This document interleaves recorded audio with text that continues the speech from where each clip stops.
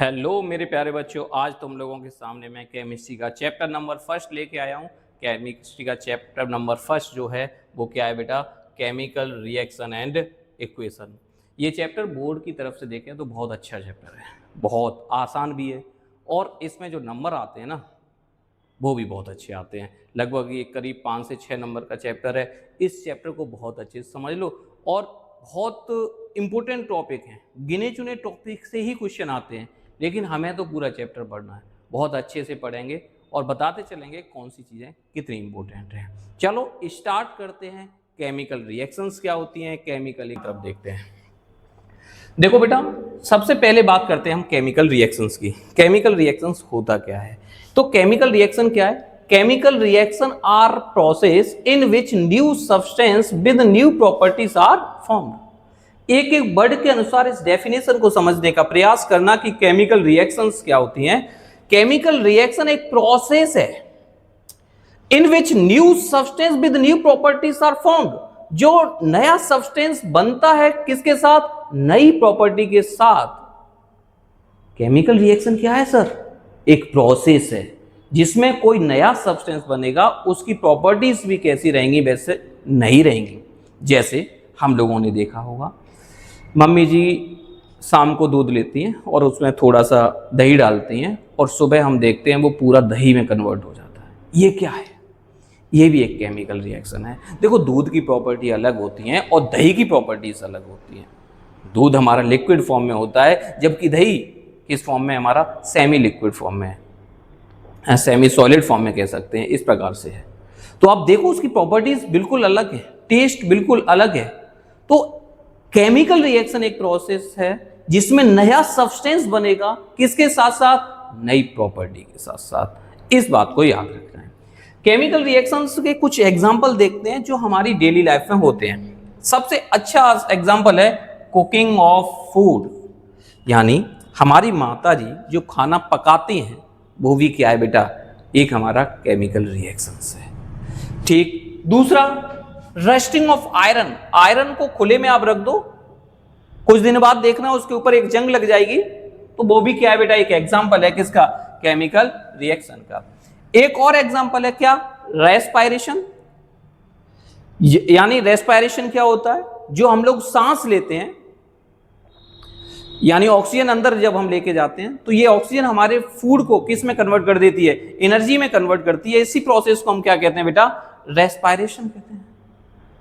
ठीक। तो बेटा, केमिकल रिएक्शंस क्या हुई? एक केमिकल रिएक्शन एक प्रोसेस होता है जिसमें नया सब्सटेंस बनता है, किसके साथ? नई प्रॉपर्टी के साथ। एग्जांपल के तौर पर कहें, respiration, rusting of iron, cooking of food. बेटा एक चीज और, इसमें भी थोड़ा सा दो कॉन्सेप्ट हमें सीखने की जरूरत पड़ती है। एक है बेटा रिएक्टेंट और दूसरा है बेटा प्रोडक्ट। कौन सा है रिएक्टेंट और सर कौन सा है प्रोडक्ट? समझने का प्रयास करते हैं, देखने का। देखो, सुनना, आपने क्या लिया? आपने सबसे पहले लिया मिल्क। हमने यही तो एग्जांपल बताया। आपने मिल्क लिया, प्लस के थोड़ा सा क्या लिया बेटा? आपने कर्ड मतलब दही लिया, और सुबह हमने क्या देखा है बेटा? पूरी तरीके से क्या बन गया? ये कर्ड बन गया। यही तो है। अच्छा, शुरुआत में आपने दही बनने से पहले क्या दो चीजें ली थी? एक लिया था मिल्क और दूसरा लिया था कर्ड। अब ये जो दोनों चीजें हैं जो शुरुआत में आपने मिक्स की, इसको कहते हैं हम लोग रिएक्टेंट। क्या कहते हैं? रिएक्टेंट। बाद में जो नया सब्सटेंस बन के आता है उसको कहते हैं प्रोडक्ट। तो इसमें प्रोडक्ट क्या हो जाएगा बेटा? पूरी तरीके से दही यानी कर्ड। तो रिएक्टेंट क्या है, प्रोडक्ट क्या है, अपनी भाषा में हम समझ गए। जैसे एक छोटा सा एग्जांपल आपने बचपन में पढ़ते आ रहे हैं हम लोग कि सर वाटर का फॉर्मूला क्या होता है? H2O होता है। ये बनता किससे है? दो चीजों से बनता है। कुछ हाइड्रोजन मिली होती है, कुछ ऑक्सीजन मिली होती है। तो हाइड्रोजन प्लस ऑक्सीजन क्या बनाया बेटा? वाटर बनाया। इसमें रिएक्टेंट क्या होगा? ये हाइड्रोजन भी रिएक्टेंट है और ऑक्सीजन भी रिएक्टेंट है। हाइड्रोजन भी क्या है बेटा? रिएक्टेंट है और ऑक्सीजन भी क्या है बेटा? रिएक्टेंट है। जो नया सब्सटेंस हमें मिला, कौन सा सब्सटेंस मिला हमें? H2O। इसे क्या कहते हैं? वाटर। और ये हमें यही हमारा क्या है बेटा? प्रोडक्ट। तो दो चीजों के बारे में हम लोग थोड़ा सा समझ में आया कि सर प्रोडक्ट क्या होता है और रिएक्टेंट क्या होता है। जो शुरुआती में सब्सटेंस हम ले रहे होते हैं उसे क्या कह रहे हैं, रिएक्टेंट, और जो नया सब्सटेंस बन के आ रहा है उसको क्या कहते हैं, प्रोडक्ट। जैसे रिएक्टेंट की बात करें, छोटी सी डेफिनेशन बनाई गई है, ओरिजिनल सब्सटेंस आर यूज्ड। जो नए ओरिजिनल सब्सटेंस हमने यूज किए हैं उन्हीं को हम क्या कहते हैं, रिएक्टेंट कहते हैं। और प्रोडक्ट क्या होता है, न्यू सब्सटेंस आर फॉर्म्ड, जिसमें जो नए सब्सटेंस बने हैं उसे हम क्या कहते हैं, प्रोडक्ट। तो छोटी छोटी बातें हैं, दोनों चीजें याद रखनी है, रिएक्टेंट्स क्या होता है और प्रोडक्ट्स क्या होते हैं। आप लोग खुद बताओ, यहाँ एक रिएक्शन दी है Mg मतलब मैग्नीशियम प्लस क्या मिला है, ऑक्सीजन, तब क्या बन रहा है, मैग्नीशियम ऑक्साइड। इसमें रिएक्टेंट क्या क्या होगा, सोचो, मैग्नीशियम और ऑक्सीजन जो शुरुआत में लिए जाते हैं, और जो नया प्रोडक्ट बन के आता है क्या बन गया है, मैग्नीशियम ऑक्साइड। ये क्या है, प्रोडक्ट है। तो ऐसे करके हम दो चीजें सीखे, सर मैग्नीशियम प्लस ऑक्सीजन क्या बनाया, मैग्नीशियम ऑक्साइड। इसमें जो मैग्नीशियम है और ऑक्सीजन है वो हमारे रिएक्टेंट हुए, मैग्नीशियम ऑक्साइड है वो क्या है, प्रोडक्ट हुए। कुछ और सारी चीजों के बारे में हम थोड़ा सा समझ लेते हैं। देखो, अब थोड़े से हम लोग आगे की तरफ बढ़ते हैं।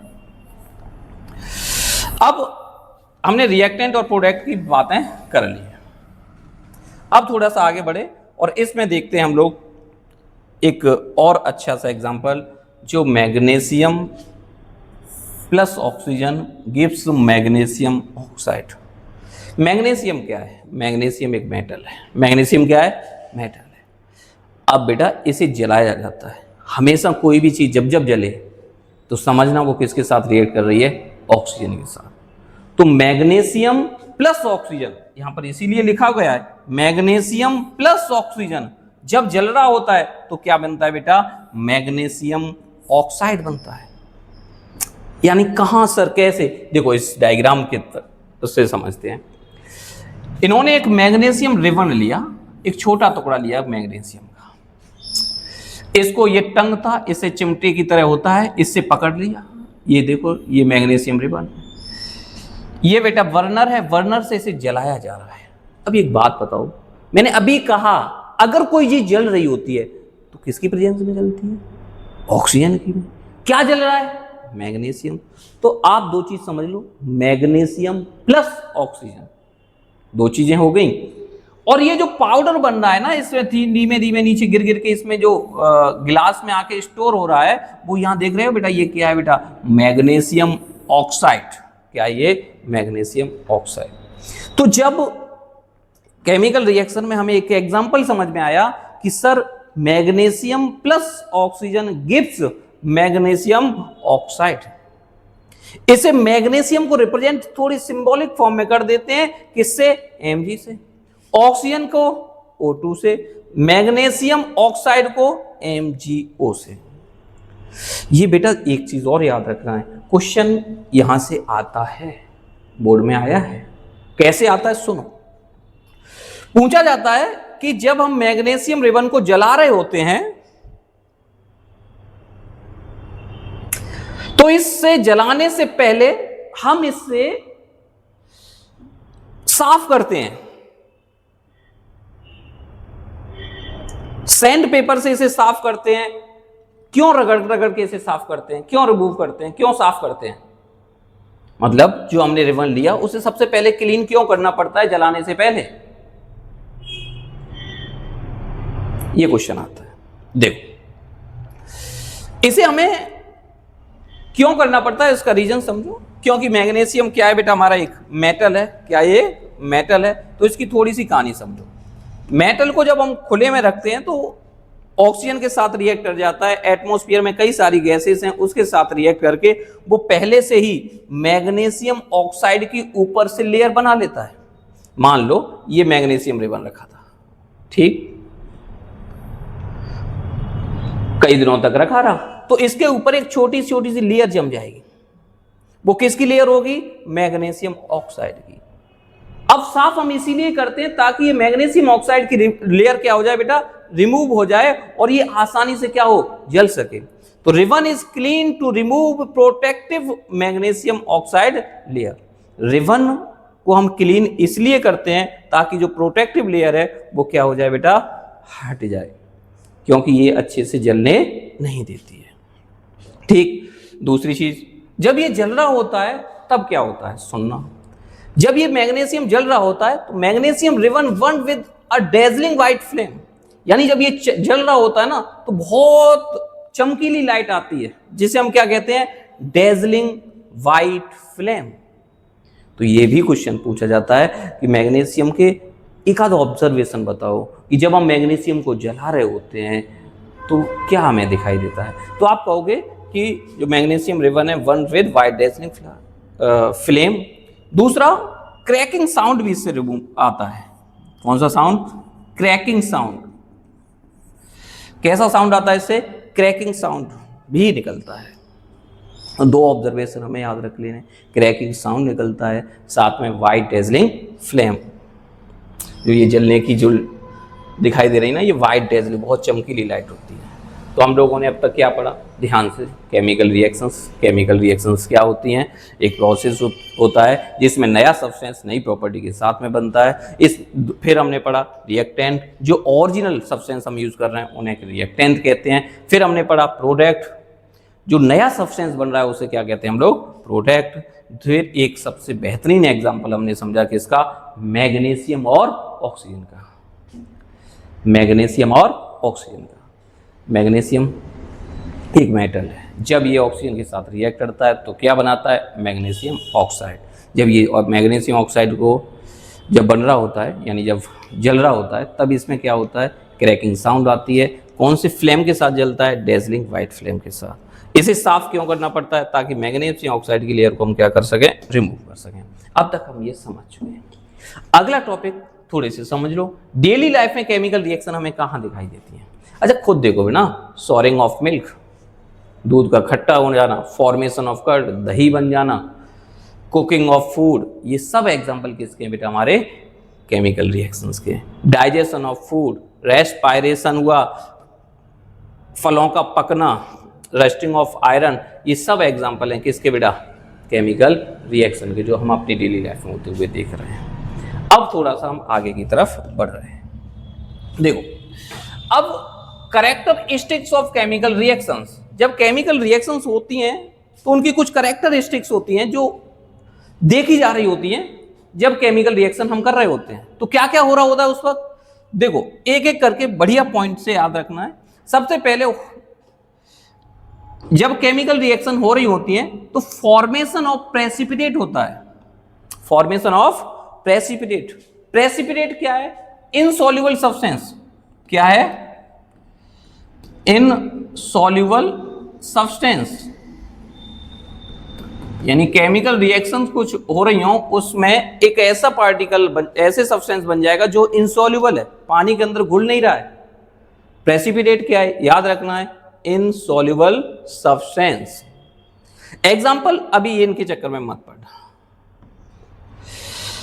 पहला कैरेक्टरिस्टिक की बात करें तो फॉर्मेशन ऑफ प्रेसिपिटेट हो सकता है, जब हम दो सब्सटेंस को मिला के कोई नया सब्सटेंस बनाने के प्रयास कर रहे हैं तो उसमें प्रेसिपिटेट बन जाएगा।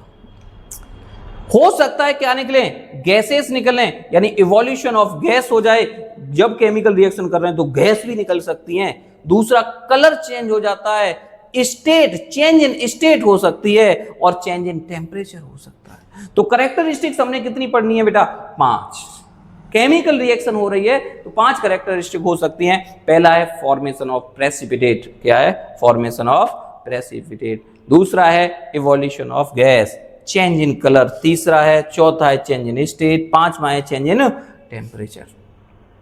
अब थोड़ी सी बातें कर लेते हैं कि एग्जाम्पल भी सर समझाओ,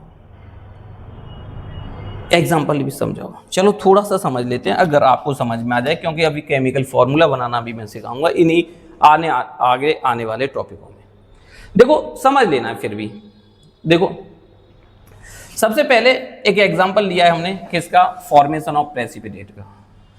देखो ये क्या है बेटा, Na का मतलब, Na होता है बेटा सोडियम। मैं पढ़ना भी बताऊंगा कि तुम्हें कैसे ये रिएक्शन पढ़नी है। तो Na मतलब सोडियम, Cl मतलब, Cl का मतलब है क्लोराइड।